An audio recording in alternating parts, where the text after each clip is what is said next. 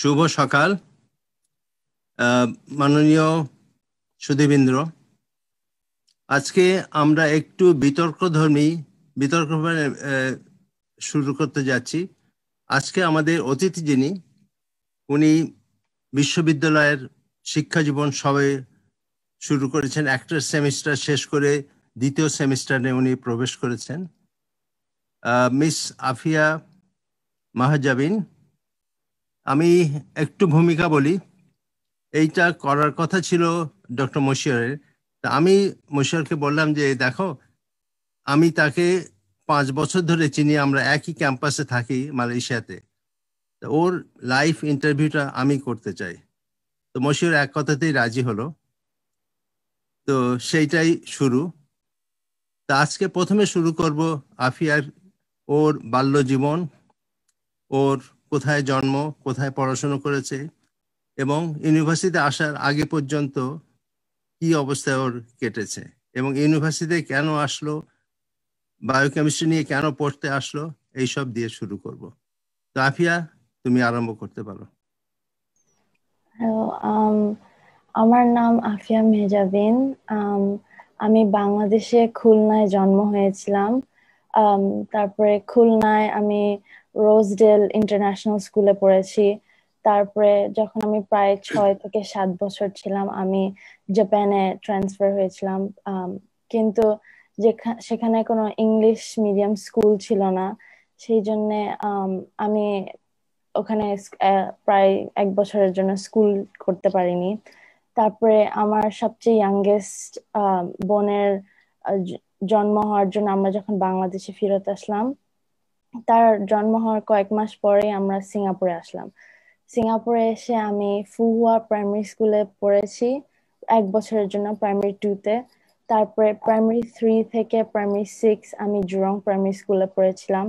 সেখানে আমার পিএসএলই কমপ্লিট করেছি। আর তারপরে আমি সিএইচআইজে সেন্ট থেরেজাস কনভেন্ট সেকেন্ডারি স্কুলে গিয়েছিলাম 1 বছরের জন্য। তারপরে আমার প্যারেন্টস চিন্তা করেছিল যে ইন্টারন্যাশনাল স্কুলে যাওয়া সবচেয়ে বেস্ট হবে, তাই আমাকে রাফেলস আমেরিকান ইন্টারন্যাশনাল স্কুলে মালয়েশিয়ায় ট্রান্সফার করেছিলাম। সেখানে আমার হাই স্কুল কমপ্লিট করেছি, আর আমার হাই স্কুল ডিপ্লোমা আর্ন করে আমি এখন ইউএস ইউনিভার্সিটিতে পড়ছি। আমি একটু থামাচ্ছি আফিয়া তোমাকে। পিএসএলই বলতে সিঙ্গাপুরে ইট is an public examination, primary school living exam, এবং ওই এক্সামটা পরে স্ট্রিমিং করা হয় যে কে কোন ডিসিপ্লিনে পড়াশোনা করবে, and it's quite important.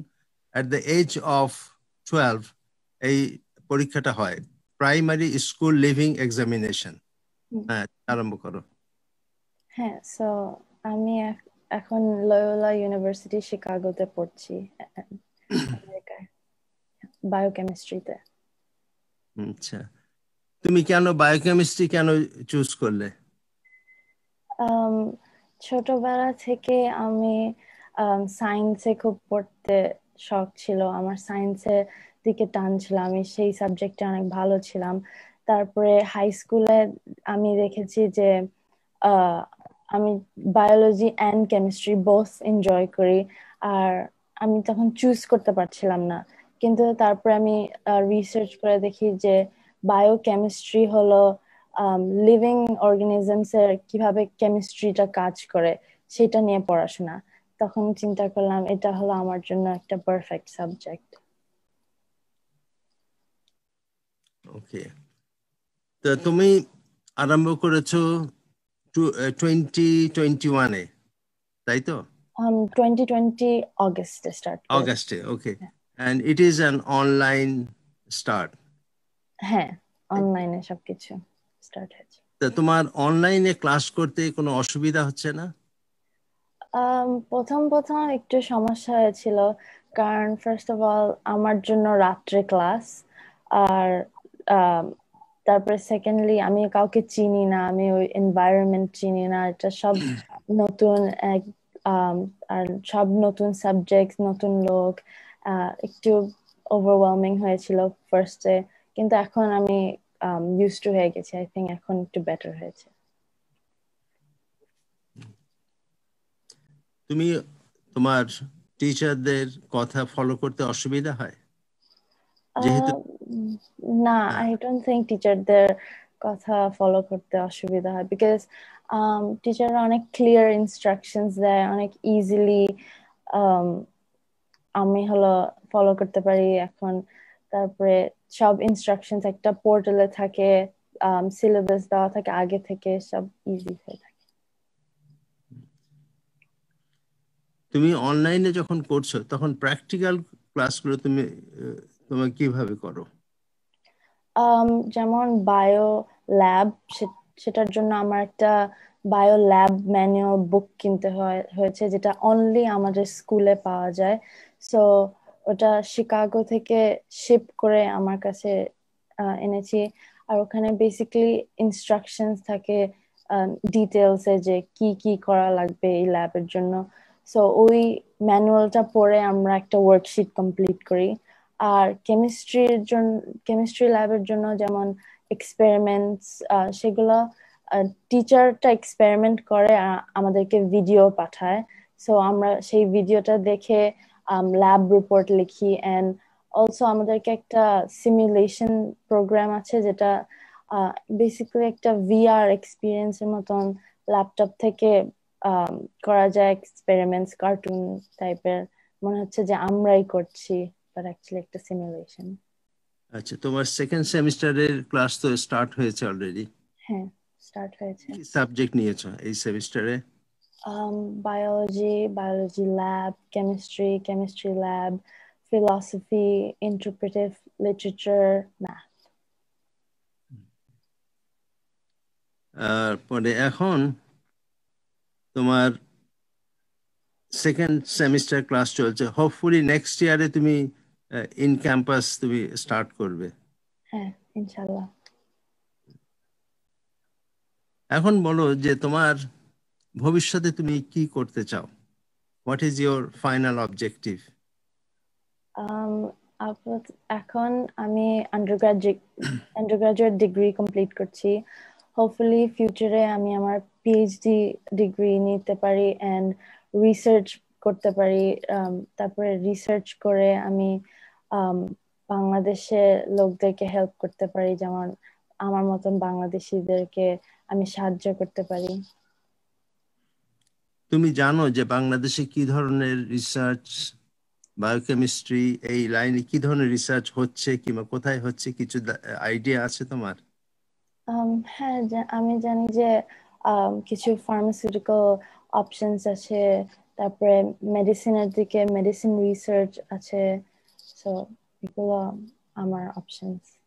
Dhaka ইউনিভার্সিটিতে বায়োকেমিস্ট্রি আছে, মাইক্রোবায়োলজি আছে, ইভেন কুয়েটেও বায়োমেডিক্যাল একটা নতুন সাবজেক্ট স্টার্ট হয়েছে very recently, and they are doing quite well. So there lot of scopes are there. ধরো শুরু করতে করতে অ্যানাদার 4 years, তাই না? অ্যানাদার 3 years আন্ডার গ্রাজুয়েট শেষ করতে। দেন কোথায় তুমি পোস্ট গ্রাজুয়েট, কোথায় তোমার পড়াশোনা করার ইচ্ছা আছে? হোপফুলি শিকাগোতে আমি কন্টিনিউ করব। মেবি ইউনিভার্সিটি অফ শিকাগো, সেটা আমার টার্গেট।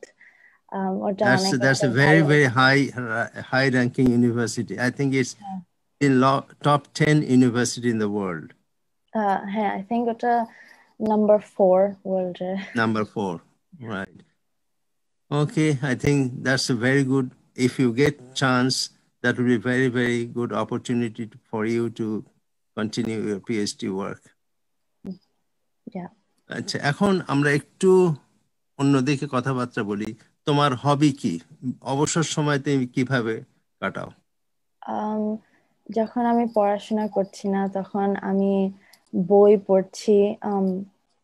আমার সাই-ফাই বুকস পছন্দ, যেমন সায়েন্স ফিকশন, যেখানে লাইক রিয়েল লাইফের মতন ওয়ার্ল্ড না। যেমন হ্যারি পটার আমার একটা ফেভারিট বুক, যেখানে ম্যাজিক নিয়ে অনেক, পুরো ওয়ার্ল্ডটা ম্যাজিক্যাল। সো সেরকম বই আমার খুব পছন্দ। আচ্ছা, এই সময় আমি অডিয়েন্স থেকে দু একটা প্রশ্ন যদি থাকে, আমি সব প্রশ্নগুলো নিতে পারি নেক্সট স্টেজে আমাদের যাওয়ার আগে। স্যার প্রশ্ন ছিল একটা, হ্যাঁ বলো।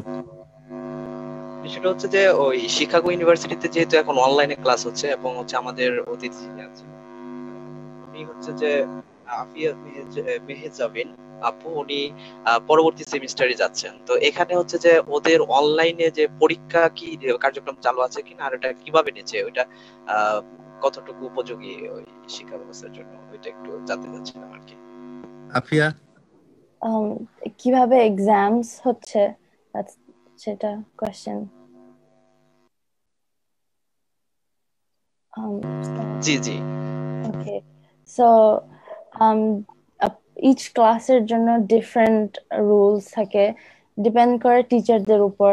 সো কিছু কিছু ক্লাসে এক্সামই থাকে না, ইটস বেসিক্যালি যে একটা বড় প্রজেক্ট দিবে টিচার, বলবে যে একটা এসে লিখো বা কিছু। কিছু কিছু ক্লাসে টিচার বলবে নোটস ইউজ করতে পারো, 1 সপ্তাহ দিচ্ছি তোমাকে আনসার করার জন্য, তোমার কোনো টাইম লিমিট নাই।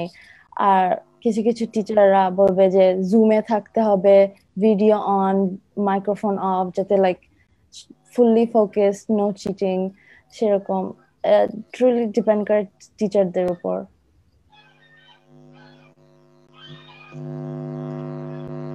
আচ্ছা, আরেকটা বিষয় হচ্ছে যে আপনাদের আরেকটা মানে প্রশ্ন ছিল, সেটা হচ্ছে যে আপনাদের যে প্র্যাকটিক্যাল গুলো হচ্ছে, আপনারা ভিডিও দেখে প্র্যাকটিক্যাল গুলো দেখে শিখছেন, তো এখান থেকে আপনি কতটুকু মানে শিক্ষা গ্রহণ করতে পারছেন বলে মনে করেন? এটা কতটুকু কার্যকরী হচ্ছে আপনার জন্য? I think এটা quite useful because obviously এত অন ক্যাম্পাসে থাকার মতন সেম এক্সপিরিয়েন্স না, কিন্তু আমরা যে টিচাররা ভিডিও করে দেখাচ্ছে, সো প্রায় বেস্ট কোয়ালিটি এক্সপেরিমেন্টস হচ্ছে একদম কারেক্টলি।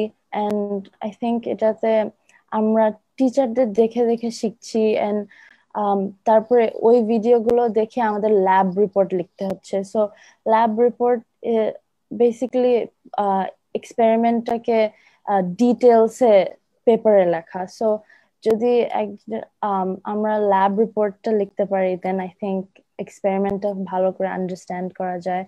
সো আই থিঙ্ক এটা অনেক ইউজফুল। ঠিক আছে স্যার, স্যার চালিয়ে যেতে পারেন। আচ্ছা, আমার একটা প্রশ্ন ছিল, তুমি এই যে ডিনস লিস্টে যাওয়ার ব্যাপারে তুমি আগে থেকে কিছুটা আন্দাজ করতে পেরেছিলে যে you will be placed in the dean's list?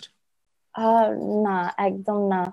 So just এক সকালবেলা আমি জাস্ট ঘুম থেকে উঠে আমার ইমেলস চেক করছিলাম, তখন একটা ইমেল আসছিল যে you have been placed on the dean's list, congratulations. So at first আমি ভেবেছিলাম লাইক, ও এটা কি, প্রবাবলি আমার না, ভুল করে এসেছে। দেন দেখেছি আমার নাম এন্ড আমার হলো আইডি লেখা, এন্ড সো তখন অবভিয়াসলি আমি অনেক খুশি হয়ে আমার বাবা মাকে লাইক, ও দেখো আমি জিন্স লিস্টে গিয়েছি। আমি যতদূর জানি তুমি ইউনিভার্সিটি শুরু করার আগেই তোমার হাই স্কুল ডিপ্লোমার বেস করে you got some sort of scholarship, is it correct? আমার 50% স্কলারশিপ পেয়েছি আমি। Very good.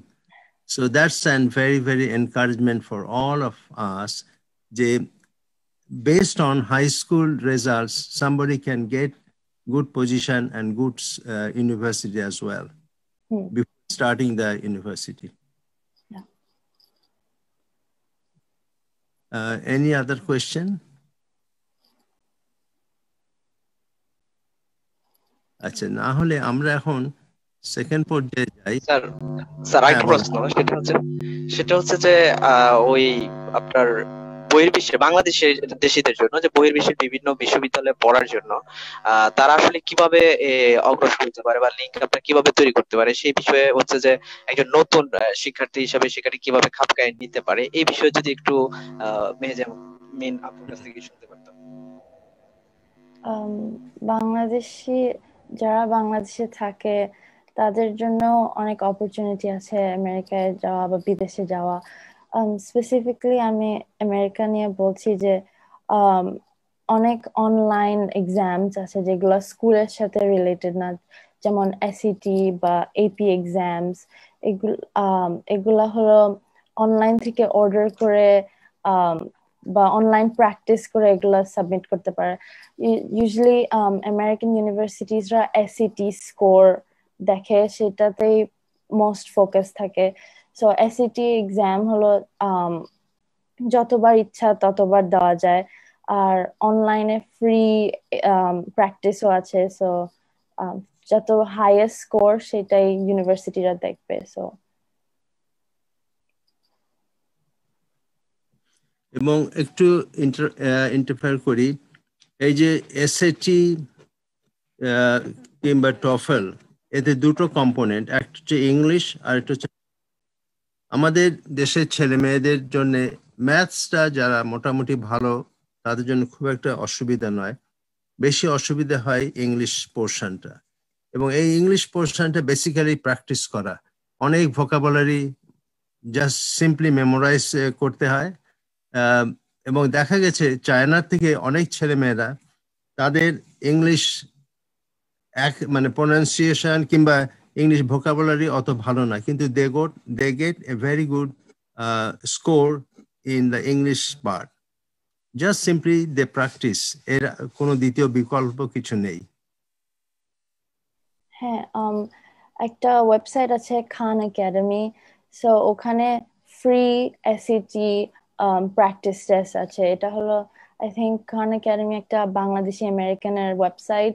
এখানে অনেক ফ্রি এসইটি প্র্যাকটিস আছে। আমিও অনেকবার প্র্যাকটিস করেছি। এটা বেসিক্যালি তোমাকে একটা এক্সাম্পল স্কোর দিবে, তখন তুমি এটা দেখে লাইক ইমপ্রুভ করার চেষ্টা করতে পারো। আর টোফেল হলো রিকোয়ার্ড, যারা হলো আমেরিকান সিটিজেন না বা আমেরিকান স্পিকিং কান্ট্রি থেকে আসে না। সেটা হলো একটা ইংলিশ প্রফিসিয়েন্সি টেস্ট। বেসিক্যালি ওরা তুমি যে একটা লাইক লিসেন করবা অডিও ইংলিশে, তারপরে কোয়েশ্চেন আনসার করবা। এটা হলো ভেরি বেসিক ইংলিশ, যারা ইংলিশ জানে তাদের জন্য এটা অনেক ইজি। আর এটা জাস্ট একটা প্রুভ করতে চায় যে তুমি আমেরিকায় আসার জন্য capable or not. Okay,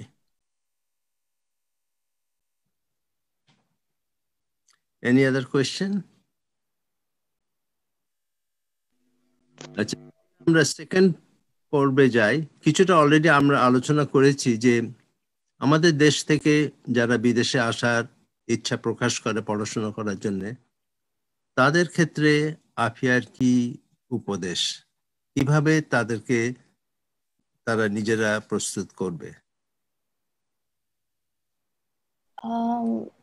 basically বিদেশে আসার জন্য জাস্ট এমনি তো কোনো এক্সট্রা হার্ড ওয়ার্ক নাই। আই থিঙ্ক যে তোমার জাস্ট ভালো করে পড়ালেখা করতে হবে, ফোকাস করতে হবে, আর মেক শিওর করতে হবে যে অনেক ভালো রেজাল্ট, যাতে ভালো স্কলারশিপ পাওয়া যায়। অ্যান্ড ডিফারেন্ট ডিফারেন্ট ইউনিভার্সিটিতে অ্যাপ্লাই করে দেখতে হবে যে কোন ইউনিভার্সিটি সবচেয়ে বেস্ট অফার দিচ্ছে এন্ড সবচেয়ে বেস্ট স্কলারশিপ দিচ্ছে, এন্ড পার্সোনালি যেটা best as in like cost, environment, subjects, সেইটা এভরিথিং কম্পেয়ার করতে হবে। It is not necessarily the top universities. Maybe some of the good, but not on the top universities, they can also be playing a good role, because you'll have to know which university has some funding and they can give. Because top university সেখানে competition অনেক বেশি, সেখানে টিকে থাকার থেকে maybe it's better to focus on some of the not so top but good universities we can focus. যেমন আমি Loyola university pick করেছি বিকজ এখানে আমাকে একটা গুড স্কলারশিপ দিয়েছিল। আমি জানি যে এখানে সায়েন্স প্রোগ্রাম অনেক ভালো, এন্ড অলসো এটা থাকার এনভায়রনমেন্ট অলসো অনেক ভালো। যেমন এখানে মুসলিমদের জন্য একটা চ্যাপলেন আছে, সো একটা মুসলিম কমিউনিটি আছে যেখানে এভরি উইক ওরা গ্যাদার করে, এন্ড তারপরে আমাদের স্কুলে একটা প্রেয়ার রুম আছে, তারপরে হালাল ক্যাফেটেরিয়া আছে। আই থিঙ্ক এগুলাতে add করে factors. So I think these tiny components are very important. এবং এক্ষেত্রে তুমি ভালো একটা স্কোর করলে তোমার আন্ডার গ্রাজুয়েট প্রোগ্রামে, that gives lot of opportunity to go for the best universities in the world. সুতরাং দ্যাট বেসিস, যেটা ফাউন্ডেশনটা, এইটা খুবই বড় দরকার। এবং এইখানে যারা যতটা ভালো করতে পারবে, পরবর্তীতে তত ভালো ইউনিভার্সিটিতে তারা অ্যাডমিশন পাবে।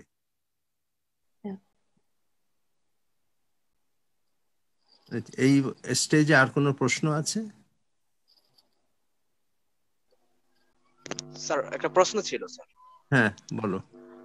প্রশ্নটি হচ্ছে যে আমাদের ওই বাংলাদেশে মানে ওই যে শিক্ষা ব্যবস্থাগুলো রয়েছে, শিক্ষা রয়েছে, পোস্ট গ্রাজুয়েট, গ্রাজুয়েশন কমপ্লিট করার মতো সুযোগ কিন্তু অপরচুনিটি বাংলাদেশেও আছে, কিন্তু বাংলাদেশে কমপ্লিট না করে সেটা কেন আমরা বাইরের অন্য কোনো কান্ট্রিতে করব? এই বিষয়টা যদি একটু ক্লিয়ার করতেন তাহলে ভালো হতো sir. Afia? So postgraduate overseas kara and undergraduate overseas kara, I think similar process, just এটা ইউনিভার্সিটিতে অ্যাপ্লাই করা। Again, I think TOEFL and undergraduate-এর ভালো রেজাল্ট করলে তখন পোস্ট গ্রাজুয়েটেও ভালো ইউনিভার্সিটিতে যেতে যাওয়া যায়। যেমন আই থিঙ্ক জিপিএ ভালো হলে অনেক ভালো ভালো ইউনিভার্সিটিতে যাওয়া যায়। আমি একটু ক্লারিফাই করতে চাচ্ছি যে আবিরের প্রশ্নটা ছিল যে পোস্ট গ্রাজুয়েট বাংলাদেশেও করা যায় এবং বিদেশেও করা যায়, তো আমরা বাংলাদেশে না করে কেন বিদেশে করব? এইটাই প্রশ্ন ছিল না আবির? জি স্যার, এই প্রশ্নটাই ছিল। সরি, আই থিঙ্ক যে বিদেশে এডুকেশন সিস্টেম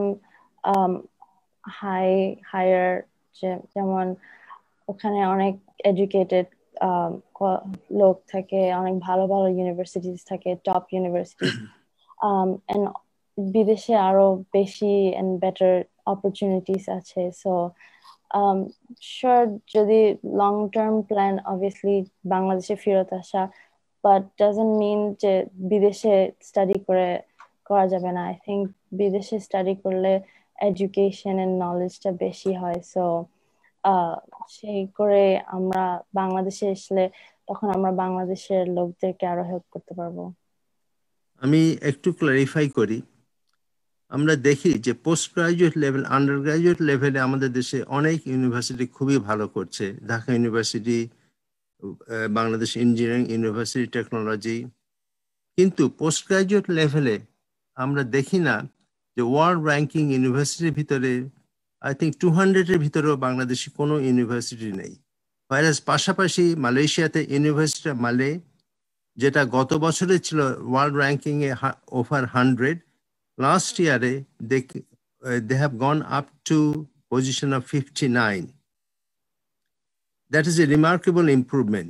আমাদের দেশে একটা ইউনিভার্সিটিও নেই। আমার মনে হয় highest position ranking বোধহয় it's above 400 ranking in the world university. তো সেখানে post graduate obviously people will try to do in the overseas. কারণ আমরা ওই স্টেজে এখনো Indian IIT they have gone very very high in the position. IIS, Indian Institute of Science, Delhi IIT Delhi, এগুলো অনেক উপরে তারা উঠে গেছে। আচ্ছা, আমার আরেকটা প্রশ্ন হচ্ছে আফিয়া, ইজ ইট পসিবল যে আমরা বাংলা মিডিয়াম থেকে বাংলাদেশে পড়াশোনা করে আমরা ভালো ইউনিভার্সিটিতে অ্যাডমিশন পেতে পারি কিনা? হ্যাঁ, অবভিয়াসলি এটা পসিবল, কারণ ইউএস ইউনিভার্সিটিস অ্যাপ্লাই করার জন্য মেইন কম্পোনেন্টস হলো সাবজেক্টের গ্রেড and SAT results আর TOEFL এক্সাম ভালো রেজাল্ট। সো SAT এটা যতবার দেওয়া যায় তত ভালো, বেস্ট স্কোর পিক করে ইউনিভার্সিটি। সো এটাতে আই ডোন্ট থিঙ্ক যে কোনো সমস্যা হয়। আর টোফল এক্সামও বারবার দেওয়া যায়, বাট এটা হলো ইংলিশ ভালো নাকি সেটার টেস্ট। সো কেউ যদি প্র্যাকটিস করে, I think anything is possible. আরেকটা জিনিস, যে সাবজেক্ট ওয়াইজ জিআরই দেওয়া, মানে ওই পার্টিকুলার সাবজেক্ট অনুযায়ী জিআরই দেওয়া যায়, দ্যাট মে হেল্প হ্যাঁ, ফর অ্যাডমিশন। এই ব্যাপারে তুমি একটু বলো। এসএটি সাবজেক্ট টেস্ট দেওয়া যায়, সেটা হলো যেমন SAT is just English, basic English and basic math, কিন্তু এসএটি সাবজেক্ট টেস্ট হলো যেমন বায়োলজি সাবজেক্ট টেস্ট বা কেমিস্ট্রি সাবজেক্ট টেস্ট। সো এই সাবজেক্ট টেস্ট নিলে আর এগুলোতে ভালো রেজাল্ট করলে তখন ইউনিভার্সিটিজরা বুঝে যে ও এই স্টুডেন্টটা এই সাবজেক্টে অনেক ভালো। এন্ড আমি যদি যেমন বায়োকেমিস্ট্রি পড়ছি, আমি এসিটি সাবজেক্ট টেস্ট বায়োলজি এন্ড কেমিস্ট্রিতে ভালো রেজাল্ট করলে দেন ইউনিভার্সিটি আন্ডারস্ট্যান্ড করবে যে ও শি ইজ রিয়েলি গুড, তখন আমাকে একটা ক্রেডিট দিবে বা আমাকে আর স্কলারশিপ দিতে পারে, সামথিং লাইক দ্যাট।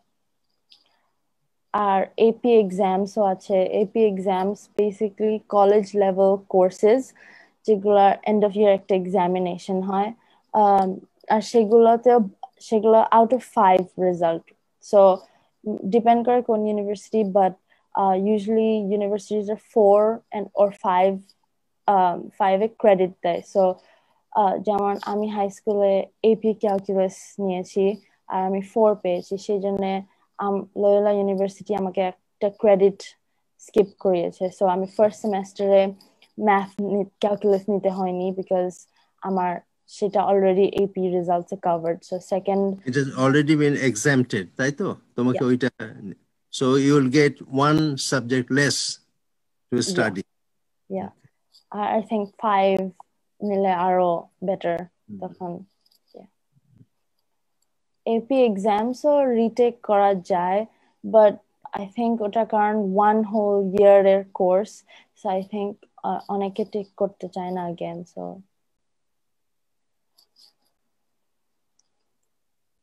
আচ্ছা, এনি আদার কোয়েশ্চেন?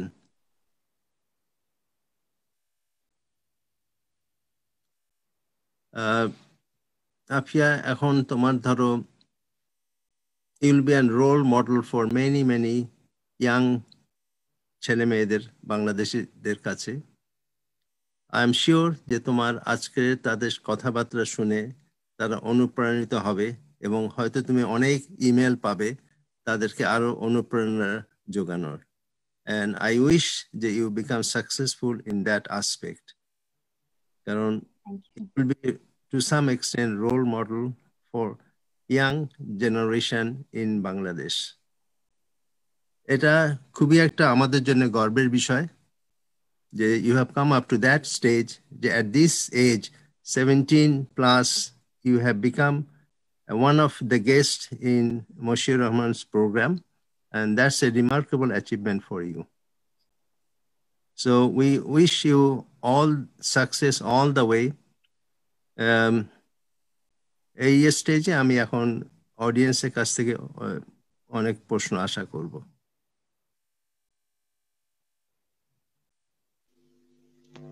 স্যার, আমার একটি প্রশ্ন ছিল স্যার। হ্যাঁ, বলো। প্রশ্নটি হচ্ছে যে বাংলাদেশের যারা ইন্টারমিডিয়েট কমপ্লিট করে তাদের জন্য আন্ডার গ্রাজুয়েশন বিদেশে যদি করতে চায়, তাহলে ওই লেভেলের স্টুডেন্টদের জন্য কি কি প্রস্তুতি নেওয়া উচিত, সেই বিষয়ে যদি মেহেজাবিন আপু একটু বলতো।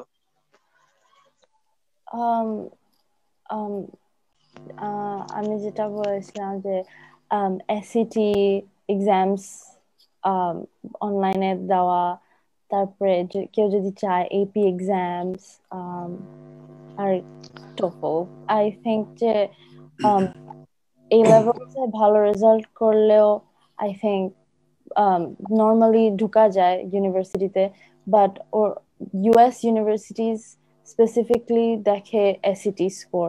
সো এসিটি আই থিঙ্ক যারা ইউএস ইউনিভার্সিটিতে যেতে চায় তাদের জন্য এসএটি দেওয়া অনেক ইম্পর্টেন্ট, সো আই থিংক অনলাইনে এসএটি দেওয়া very important. আমি একটু কমেন্ট করি। আমি ন্যাশনাল ইউনিভার্সিটি অফ সিঙ্গাপুরের যেটা দেখেছি যে বেশ কিছু ছেলে মেয়েরা বাংলাদেশ থেকে তারা এইচএসসি করে, মানে বাংলা মিডিয়াম স্কুল থেকে তারা আসছে। অবভিয়াসলি তাদের ইংলিশ ভালো দক্ষতা থাকতে হবে, কিন্তু আসার জন্যে খুব একটা যে এটা একেবারে সম্ভব নয় এটা নয়। তাদেরকে প্রথমে তৈরি করতে হবে যে ইংলিশ বেসিক মোটামুটি ভালো, তবে দে উইল হ্যাভ টু, এখানে আসার পরে অ্যাডমিশন তাদের এইচএসসির score that matters quite lot. সেই বেসিসে যদি তারা অ্যাডমিশন নিয়ে আসার পরে they take an assessment on English, এবং depending on the assessment results they will be placed in different categories of the English courses, elementary, advance level কিংবা কোন কোন স্টেজে, এবং they will make sure that you get the right grade for the English to continue the study. এবং আমি গত 10-15 বছরে বেশ কিছু ছাত্র তারা এসছে ইঞ্জিনিয়ারিং ফ্যাকাল্টিতে, ইকোনমিক্সে, ফিজিক্সে, তারা এসছে ন্যাশনাল ইউনিভার্সিটি সিঙ্গাপুরে, এবং they did very very well.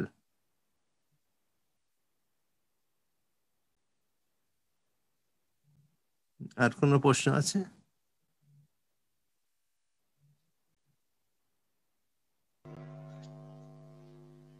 Afia আপুর কাছে একটা প্রশ্ন ছিল, সেটা হচ্ছে যে আপু তো একদম বিগিনার, নতুন শিক্ষা জীবনের যে আন্ডার গ্রাজুয়েশনে, তো এখানে হচ্ছে আপু কি ধরনের প্রবলেম ফেস করছে এবং সেই প্রবলেম গুলো কিভাবে তিনি অতিক্রম করেছেন সেই বিষয়ে যদি একটু বলতেন। ফার্স্ট আই থিংক আমার সবচেয়ে বিগেস্ট প্রবলেম হলো যে আমি এখন কমপ্লিটলি একা। আমি শিকাগোতে কিরকম সিচুয়েশন বা কিভাবে লয়োলা রান হয় সেটা আমি কমপ্লিটলি জানি না। সো অনলাইনে বসে ফিগারিং আউট এটা অনেক ডিফিকাল্ট প্রসেস ছিল। বাট যেমন লাইক ক্লাসে যে আমি কাউকে চিনতাম না, এন্ড নোটস কারোর কাছ থেকে জিজ্ঞাসা করতে পারতাম না, হোমওয়ার্ক কারোর সাথে কমিউনিকেশন ছিল না। সো আমি কিভাবে সলভ করেছি হলো, ফার্স্ট অফ অল আমাদের ইউনিভার্সিটিতে এক্সট্রা টিউশন প্রোভাইড করে। সো বেসিক্যালি আমাদের সিনিয়ররা যারা এই ক্লাস আগে থেকে নিয়েছে তারা ফ্রি টিউশন করায়। সো আমরা যদি সেই গ্রুপে জয়েন করি জুম ক্লাসে, তখন তারা আমাদেরকে পড়ায়। আই থিঙ্ক এটা অনেক helpful because like sometimes lecture ক্লাসে 60+ লোক থাকে না, কেউ কেউ শাই ফিল করে যে ইন্টারাপ্ট করে টিচারকে। সো এই স্মল স্টুডেন্ট অনলি গ্রুপে অ্যাটেন্ড করলে আমরা মোর কমফোর্টেবল ফিল করি, এন্ড এতে আমি কয়েকটা ফ্রেন্ডসও মেক করেছি। সো আই থিঙ্ক এটা আমার জন্য একটা বিগ ইম্পর্টেন্ট স্টেপ।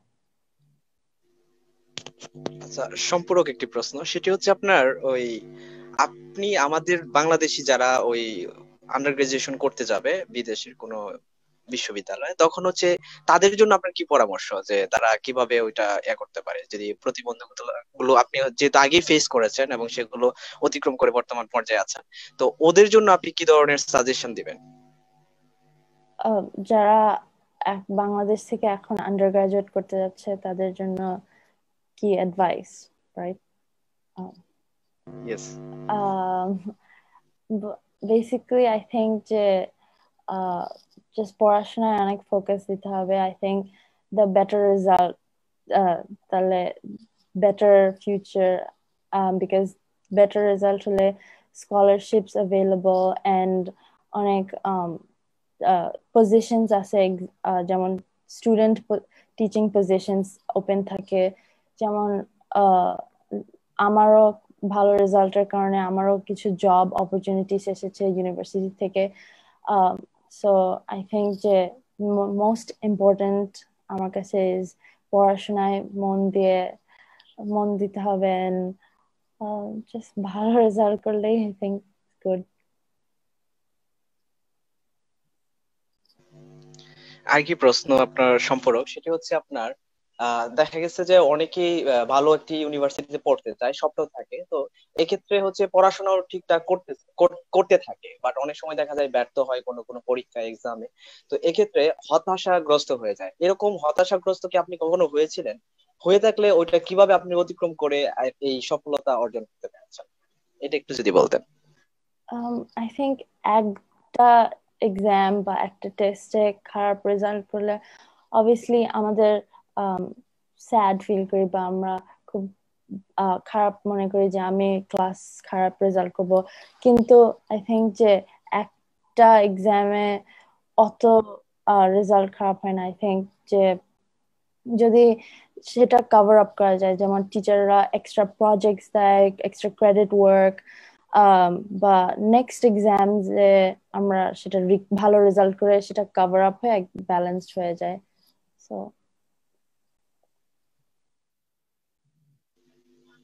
মানে আমার প্রশ্নটা হচ্ছে ওই জায়গায় ছিল যে যারা হচ্ছে যে ইউনিভার্সিটিতে ভর্তি হইতে চায় সেক্ষেত্রে যে পূর্ব প্রস্তুতিটা বা অ্যাডমিশন টেস্টের জন্য বা হচ্ছে যে কোনো একটি চান্স কোনো ইউনিভার্সিটি নিতে চাচ্ছে, তো সেই ক্ষেত্রে হচ্ছে আপনার তারা অনেক সময় দেখা যাচ্ছে হতাশাগ্রস্ত হয়ে যায়। এমনটি আপনি কি হয়েছিলেন কিনা, এবং যদি হয়ে থাকে সেটা অতিক্রম কিভাবে করেছেন? আর তাছাড়া তাদের জন্য আপনার কি ধরনের সাজেশন আপনি দিচ্ছেন, তারা কিভাবে ওইটাকে অতিক্রম করতে পারে, করে ভালো একটি রেজাল্ট পেতে পারে? অ্যাডমিশন টেস্টের জন্য আই থিঙ্ক ভয় পাওয়ার কোনো দরকার নাই, বিকজ অ্যাডমিশন টেস্ট যতবার ইচ্ছা ততবার দেওয়া যায়। সো রিল্যাক্স মোডে পড়াশোনা করলে ইউজুয়ালি ভালো রেজাল্ট হয়। সো কোনো সমস্যা নাই, আর একবার খারাপ করলে আবার দেওয়া যাবে। আচ্ছা আপু, আরেকটি হচ্ছে যে আপনি তো বায়োকেমিস্ট্রিতে পড়াশোনা করছেন, তো দেখা যাচ্ছে যে বিজ্ঞানের আপনার হচ্ছে অন্যান্য অনেক সাবজেক্ট রয়েছে, ইঞ্জিনিয়ারিং বিভিন্ন সাবজেক্ট রয়েছে, মেডিকেল সায়েন্স রয়েছে, সেগুলো বাদ দিয়ে আপনি বায়োকেমিস্ট্রিতেই পড়ছেন। আপনার এই যে এই স্বপ্নটা যে বায়োকেমিস্ট্রিতে আপনি পড়াশোনা করবেন এবং হচ্ছে এটার একটা সম্ভাবনাময় জায়গা আপনি তৈরি করতে যাচ্ছেন, বা আপনার এটাতে ভবিষ্যৎ আপনি দেখছেন বা নির্মাণ করতে যাচ্ছেন, তো এক্ষেত্রে আপনার এই ধরনের পদক্ষেপটা আপনি কত বয়সে নিয়েছেন, মানে কোন বয়স থেকে নিয়েছেন এই গোল সেট আপটা করেছেন এবং কেন করেছেন, একটু জাস্ট হচ্ছে যদি বলতেন আর কি। অ্যাকচুয়ালি এই গোলটা প্রায় খুব রিসেন্টলি নিয়েছি, বিকজ আমি যখন হাই স্কুলে ছিলাম তখন আমি জানতাম যে আমি সায়েন্স পড়বো, লাইক আমি জানতাম যে বায়োলজি বা কেমিস্ট্রি পড়বো, কিন্তু আমি জানতাম না যে কি পড়বো, যে মেডিকেল বা মলিকুলার বায়োলজি বা আমি কিন্তু হাই স্কুলের শেষের দিকে আমি রিয়েলাইজ করেছি যে বায়োকেমিস্ট্রিতে জয়েন আমি মেজর করলে আমি ফার্মেসিতেও ঢুকতে পারবো বা আমি মেডিকেলেও ঢুকতে পারবো। আই থিঙ্ক বায়োকেমিস্ট্রি হলো একটা সেন্টার পয়েন্ট আমার কাছে, যাতে সো আমি এখানে আন্ডার গ্রাজুয়েট করলে আমি ফিউচারে অনেক অপরচুনিটিস আছে। এখন আমি যদি বায়োলজি নিতাম তাহলে আমি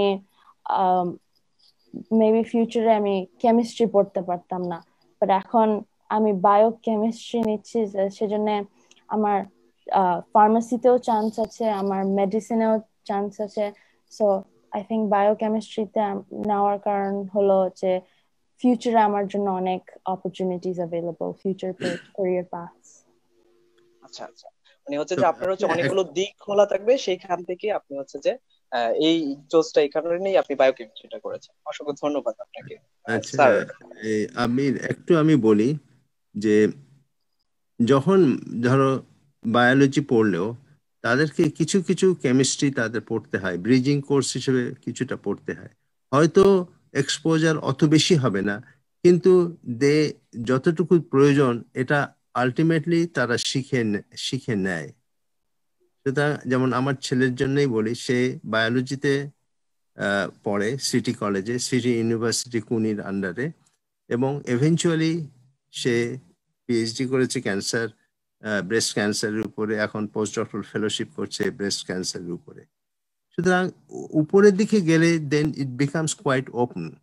তুমি তোমার যতটুকু প্রয়োজন এবং সেইটা তুমি তখন শিখে নিতে পারো। তোমার বেসিস তোমার হয়ে গেছে। এর উপরে এক্সট্রা তুমি যতটুকু প্রয়োজন এটা তুমি নিজে থেকেই তখন তুমি তৈরি করে নিতে পারবে। যেমন বায়োকেমিস্ট্রি পড়লে eventually you can go to the মানে আমি বলবো যে ক্যান্সার রিলেটেড ট্রিটমেন্ট প্রোগ্রামে you can easily go into that program. আমি জানি ঢাকা ইউনিভার্সিটি থেকে একজন, উনি ঢাকা ইউনিভার্সিটি বায়োকেমিস্ট্রি থেকে পড়াশোনা করে জাপান থেকে পিএইচডি করে উনি ন্যাশনাল ইউনিভার্সিটির ভিতরে ক্যান্সার রিসার্চ ইনস্টিটিউট আছে, সেইখানে উনি প্রিন্সিপাল ইনভেস্টিগেটর হিসেবে উনি কাজ করছেন। আমরা ওনাদের সাথে আমাদের কিছু কাজ আছে, আমার পিএইচডি ছাত্রদের সাথে একসাথে কিছু পাবলিকেশনও আছে। সুতরাং উপরের দিকে গেলে তখন খুব একটা বাউন্ডারি থাকে না, মানে ইট বিকামস কোয়াইট ওপেন, যে তুমি তোমার ইন্টারেস্ট অনুযায়ী you can get involve into the different discipline of the science.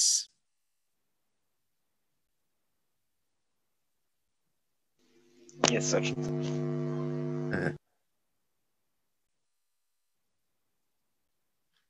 আর একটা জিনিস আমি একটু মনে করিয়ে দিতে চাই, আমরা যারা গবেষণা করি, বিশেষ করে যারা মাইক্রো অর্গানিজম নিয়ে কাজ করি, that field is very very আমি বলবো unpredictable field, and in that sense the micro organisms they don't behave what we expect all the time. Same environment, same procedure, আমরা একটা experiment করলাম, next day I repeat the experiment, I get a different result, because they are living organisms. How they will behave we cannot predict fully. So at the end of the day আমাদেরকে অনেক পরীক্ষা নিরীক্ষা করে একটা সিদ্ধান্তে আসতে হয়, সেখানে অনেক কিছুই আমাদেরকে জেনারেলাইজ করতে হয় যে this might be the possible behavior of the cell, and to do this kind of research is very very frustrating. মানুষ মাঝপথে অনেক দেখা গেছে ভালো ভালো সায়েন্টিস্ট তারা ছেড়ে দিয়ে অন্য লাইনে চলে গেছে। দেখুন, কোপ with the pressure, with the sheer stress for doing the biological science research.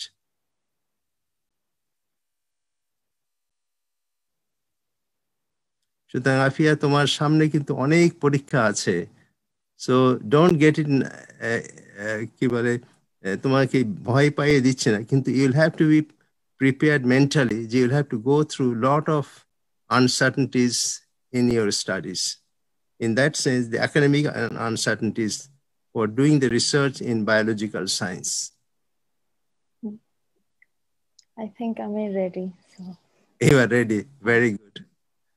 You'll have to be strong in your mind that this is my objective. Whatever obstruction I get, I will have to overcome.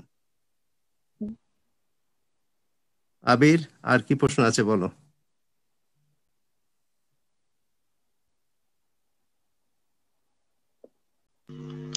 Sir মোটামুটি অনেক প্রশ্নই হলো, তো এখন হচ্ছে যে আপনার আমাদের তাহলে হচ্ছে যে বাংলাদেশের জন্য ফাইনালি যে সাজেশন গুলো একটু জাস্ট হচ্ছে ওভারঅল যে সামারিটা একটু সামারাইজেশনটা করে দিতে ভালো হচ্ছে, মানে স্পেসিফিক্যালি বাংলাদেশের শিক্ষার্থীদের জন্য আসলে ভালো কিছু করার জন্য বা ভালো একটা ইউনিভার্সিটিতে কিভাবে তারা চান্স দিতে পারে, সে ওভারঅল কিভাবে কোন পদক্ষেপে মানে এগিয়ে গেলে বা কোন প্রসিডিউর ফলো করলে তারা আসলে ওই সাকসেসটা অর্জন করতে পারবে, সেই বিষয়ে জাস্ট হচ্ছে একটা সামারাইজেশন আশা করছি। আফিয়া, তুমি বলো, তুমি শুরু করো। আমি মাঝে মধ্যে আমি যখন কিছু মন্তব্য করতে চাই তখন আমি মাঝখানে তোমাকে থামাবো। I think first university research করতে হবে যে তোমার জন্য সবচেয়ে বেস্ট ইউনিভার্সিটি কোনটা, দেন কয়েকটা ইউনিভার্সিটির জন্য অ্যাপ্লাই করতে হবে, নট জাস্ট একটা, যাতে অনেক সিলেকশন থাকে। দেন অ্যাপ্লাই করার পর সবচেয়ে বেস্ট ফিট কোনটা, scholarship wise, location wise, subject wise, সেগুলো সব দেখে দেন ডিসাইড করা সবচেয়ে বেস্ট। অ্যান্ড রেজাল্টস হলো ইউএস ইউনিভার্সিটির জন্য SATs, AP exams and TOEFL এর তিনটাই ভালো রেজাল্ট করলে দেন অনেক হায়ার চান্স থাকে যে হায়ার স্কলারশিপ হবে এন্ড এইগুলা SAT, AP and TOEFL এগুলা অনলাইনে প্র্যাকটিস করা যায় এন্ড অনলাইনে again and again দেওয়া যায় সো সেই জন্য অ্যাপ্লাই করার আগে থেকে অনেক প্রিপারেশন নিতে হবে যেমন আমি অ্যাপ্লাই করার 2 বছর আগে থেকে প্রিপারেশন নিচ্ছি সো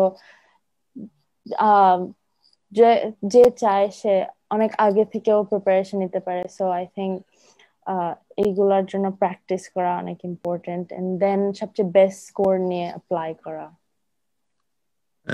আমি একটু কমেন্ট করি যে first thing you will have to decide যে তোমার অ্যাম্বিশনটা কি যে which subject you want to study that you will have to get an passion for that discipline যে আমি এইটা নিয়ে পড়তে চাই এবং এই প্যাশন যদি কারোর না থাকে তাহলে কিন্তু এগোতে পারে না মানুষ so Yule have two first decide যে আমি এইটা করতে চাই তখন then you will try to find what are the things that I need to do and you'll have to plan much in advance of your final exam high school exam কিংবা অন্যান্য এক্সামের জন্য তো সব থেকে বড় জিনিস হচ্ছে যে তোমাকে হার্ড ওয়ার্ক করতে অবশ্যই হবে and it must be very very focused এইটার কোনো বিকল্প কিছু নেই আমি আমার ন্যাশনাল ইউনিভার্সিটিতে পড়ানোর এবং রিসার্চের গবেষণা থেকে আমি দেখেছি যে বাংলাদেশে যেমন ন্যাশনাল ইউনিভার্সিটিতে বুয়েট থেকে যে সমস্ত ছেলে মেয়েদের আসে তাদের জিপি যদি অ্যাট এ সার্টেন স্কোরের উপরে থাকে they don't have to take GRE or TOEFL বুয়েটের কেমিক্যাল ইঞ্জিনিয়ারিং থেকে অনেক ছাত্র আমাদের এসছে ন্যাশনাল ইউনিভার্সিটিতে তারা উইদাউট এনি GRE আমার সাথে অন্তত 5 জন ছেলে মেয়ে তারা কাজ করেছে কারোরই GRE লাগেনি মাস্টার্সও করতে হয়নি they did enter directly into the PhD program and they finished their PhD within 3.5 to 4 years time এবং আমি একটা ছেলের কথা আমি বলি ও আমার সাথে PhD করে ও বুয়েট কেমিক্যাল ইঞ্জিনিয়ারিং থেকে পাশ করে first class first honours and gold medal and his GP was 392 সে আমার সাথে PhD করার পরে ন্যাশনাল ইউনিভার্সিটিতে 2 বছর পোস্ট ডক্টরাল ফেলোশিপ করলো MITর একজন প্রফেসর এবং ন্যাশনাল ইউনিভার্সিটিতে কেমিক্যাল ইঞ্জিনিয়ারিং ডিপার্টমেন্টে আরেকজন professor doctor Saif Khan he is from India সে তার ডিগ্রি MIT থেকে করা এরপরে সে আমেরিকাতে গেল মার্শাল না নামটা মনে করতে পারছি না তারপরে 4 বছর সে MIT-তে পোস্ট ডক্টরাল ফেলোশিপ করলো এরপরে সে ভার্জিনিয়া কমনওয়েলথ ইউনিভার্সিটি সেখানে রিসার্চ অ্যাসিস্ট্যান্ট প্রফেসর হিসেবে 2 বছর কাজ করে এখন he is working in the Pfizer ল্যাবে কানেকটিকাতে সিনিয়র সায়েন্টিফিক অফিসার হিসেবে and I will say he is top of my graduate students এবং we are collaborating to start some research in the biomedical science on cancer treatment with nanotechnology. তো মানুষের motivation অনেক দূরে নিয়ে যেতে পারে আমি এইটুকুই শুধু বলতে চাই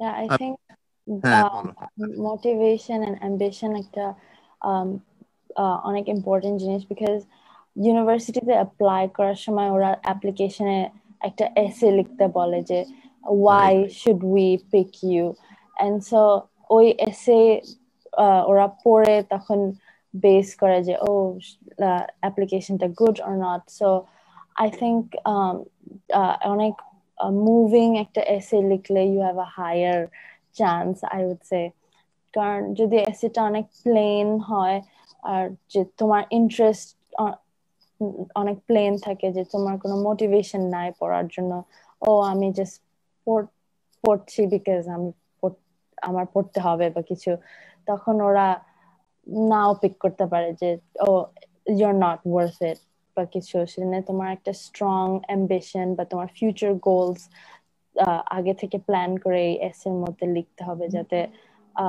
এরা ইউনিভার্সিটিটা দেখে তোমাকে ভালো একটা ক্যান্ডিডেট ভাবে পিক করে। আমরা মোটামুটি শেষে অবস্থায় এসেছি। একটা সিম্পল একটা গল্প বলে আমি শেষ করতে চাই। আবির আমাকে বললো 1 মিনিট আবার একটা ক্লোজিং রিমার্ক দিতে হবে। এই গল্পটা আমার বুয়েটেরই, আমার সমসাময়িক ও মেকানিক্যাল ইঞ্জিনিয়ারিং থেকে পাশ করে, দ্যাট ইজ 1972 এপ্রিল মাসে। আমরা 71টা বাদ গেল লিবারেশন মুভমেন্টের জন্য। তো সে he is a very good sportsman, ইউনিভার্সিটিতে ফার্স্ট ক্লাস পেয়েছে, কিন্তু নট অ্যাট দ্য টপ 5 ভিতরে। হঠাৎ করে ইস্ট জার্মান থেকে একটা স্কলারশিপের জন্য ইনভাইটেশন আসলো যে যারা যারা যেতে চায় তাদের একদিনের ইন্টারভিউ হবে, পরের দিনই তাদেরকে সিলেক্টেড ক্যান্ডিডেটকে তাদের যেতে হবে ইস্ট জার্মানিতে। তো he was one of the short listed candidate. Final ইন্টারভিউতে তাকে বলছে তুমি কেন যেতে চাও। নর্মালি ছাত্ররা বলে যে আমি হায়ার স্টাডি করব, পড়াশোনা করব। সে বলল কি, সে আমার সাথেই নিউ ইয়র্কেই থাকে এখন, এখানে আমার বাসার খুবই কাছে। He is a very good sportsman, এবং সেই ইন্টারভিউ বোর্ডে বলল যে he wants to go there just for one reason, he wants to watch the Olympic. The Olympic was the next following year, and the selection board selected him to go there just because he told the truth. That was his objective. He was selected. He went to East Germany. He finished his PhD, came back to Bangladesh. তো আবির, এখন তোমার final স্টেজে। আমি প্রথমে doctor Moshiur রহমানকে আমি অশেষ ধন্যবাদ জানাই। This is my first to conduct an interview as a host. এর জন্য I was very nervous at the beginning, to be frank, Mashur, but I think I have overcome that first stage quite successfully. এর জন্য তোমাকে অশেষ ধন্যবাদ। তো আমরা ভবিষ্যতে, আমি যেটা আগেও বলেছি যে আমি বুয়েটে ফিরে যাচ্ছি, গবেষণা এবং কেমিক্যাল ইঞ্জিনিয়ারিংতে পড়াবো, এবং we have lot of interview in the coming months or even years together. And Moshiur যে কাজটা করছে আমাদের বাংলাদেশি ইয়াং জেনারেশনের ভিতরে, যে একটা ইন্সপিরেশন সে তৈরি করছে, that's remarkable work. I will say young পিপুল, তাদের মনকে অনুপ্রেরণা জাগানোর, this is one of the best way to work with. It undoubtedly anybody will admit this is effort. তার নিজের চাকরি জীবনের ছাড়াও সে যে সময় করে এই কাজগুলো করছে, এর জন্য আমি কি বলবো, অশেষ অশেষ তাকে ধন্যবাদ আমি জানাই। আমি শুধু এইটুকু বলেই আমি শেষ করছি। আবির।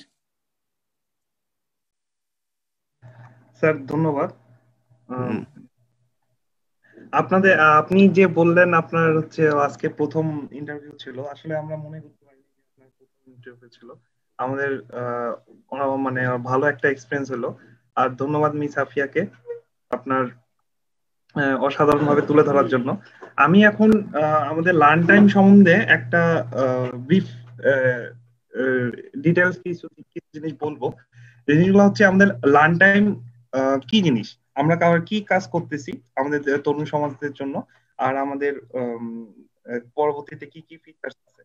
আমাদের লার্ন টাইম হচ্ছে একটা হলো ভাষাকে নিয়ে কাজ করার জন্য একটা সংগঠন, যা আমরা হচ্ছে হলো আমাদের দেশের, আমাদের প্রবাসী যারা বিদেশে, যারা অনেক ভালো আমাদের জন্য আইডল, এরকম ব্যক্তিত্বকে নিয়ে আমরা হচ্ছে প্রথমত ক্যারিয়ার আড্ডা নামে একটা মানে অনুষ্ঠান ফেসবুকে লাইভ করছি। এই ক্যারিয়ারটায় আমরা অলরেডি শাহাবুদ্দিন স্যারকেও নিয়ে এসেছি, তারপরে আমরা এনেছি জুলকার নাইন মাহমুদকে, তারপরে আমরা আরো অনেক ব্যক্তিত্বকে নিয়ে এসেছি, আবার আরো অনেক ব্যক্তিত্বকে নিয়ে আসবো ইনশাল্লাহ ভবিষ্যতে। আর এর পাশাপাশি আমরা কাজ করছি হচ্ছে ভাষা নিয়ে, যে আমাদের হলো বাংলাদেশে অনেক বিদেশি ভাষা, আমাদের দেশের ভাষা, এসব ভাষার বিভিন্ন কোর্স গুলা হচ্ছে দেশে বিভিন্ন প্রতিষ্ঠান শেখানোর চেষ্টা করে, কিন্তু তারা বিভিন্ন ভাবে বেড়ে ওঠে না, আমাদের দেশের ছেলেদের সাথে ইন্টেলেকচুয়াল হয় না। এই জন্য আমরা চেষ্টা করছি যেন আমাদের সেই প্রয়োজনটা তাদেরকে হলো পূরণ করতে পারি।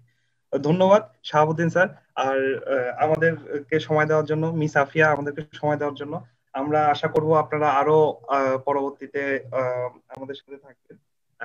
Thank you. আর